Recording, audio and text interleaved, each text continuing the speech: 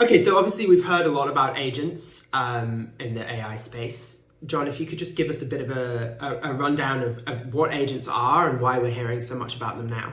Okay, so I think it's easiest to think about this in terms of what agents are not, and that's chatbots that you've used until now. Chatbot, you ask a question, it responds with an answer. The next wave is all about levels of agency, for want of a better word. And what this means is giving a tool, an AI tool, a goal, and giving it the autonomy to act and decide how it acts towards that goal.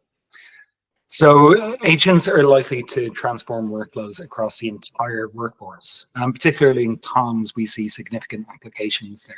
Okay, so in terms of communications, then, what does that mean for communications workflows? What will it enable for comms teams? What's going to change for comms teams, do we think? All right, so if you think about the challenge that PR and comms teams are facing today, it's ever increasing. You're dealing with very high stakes challenges. They're operating in very fast moving environments, and that problem is only getting worse. We're seeing information spread across multiple networks, more social first. We're seeing it spread across many, many different players online. And we're seeing the number of issues and the nature of the issues that brand teams are needing to work through becoming increasingly complex and larger in number.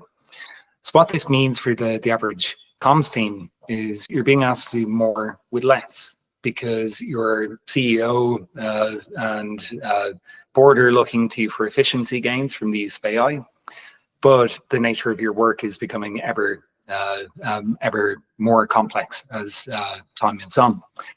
So for comms teams today, we would expect a few big shifts. The first is offloading repeat analysis. There's a lot of grunt work that comms pros need to do, like classifying content, like tagging articles by sentiment, etc. That type of work until now could not be automated, at least not in the way that a brand would need. But with the advent of LLMs, and particularly with reasoning capabilities, that all becomes quite possible to automate. Where we expect to see an even bigger change is not just in making things that comms teams do today more efficient, but in enabling them to do things that they couldn't even dream of doing today. So if you think about a brand team responsible for monitoring a bunch of headwinds about their brand, there's absolutely no way that they could read every single article about each of those headwinds as they're published, but an AI can. And that's where agents come in. You could employ an AI agent to actively monitor your brand's reputation and perform tasks at huge scale. So reading every single article, forming a judgment based on that, curating analysis to help fuel your team's decision making. Okay, and I think a question a lot of people will have is, a lot of people are naturally, and in many ways justifiably, skeptical of AI, from training data to hallucinations, etc. How do we build trust with a system like this, especially if we're saying that people will be integrating this into their workflow? How do we, I guess, checks and balances? What's the best practice as you see it for moving forward? Great question. So there are a few different aspects to this. The first is that we're very conscious that we're building for very high stakes use cases, and that it would be risky to afford an AI too much agency for that type of use case where you could be making business impacting decisions on the back of it. So there are a few different things that we do here to reduce the likelihood of a negative consequence. First is that we have tested this system extensively for hallucination and accuracy. Second is that it's based on news with data, so it is incredibly precise. But the most important is the way we recommend adopting agents, where we don't believe this should be a straight switch, that on day one, you move all of your processes over to agents and stop with the manual work. What we recommend is a gradual transition.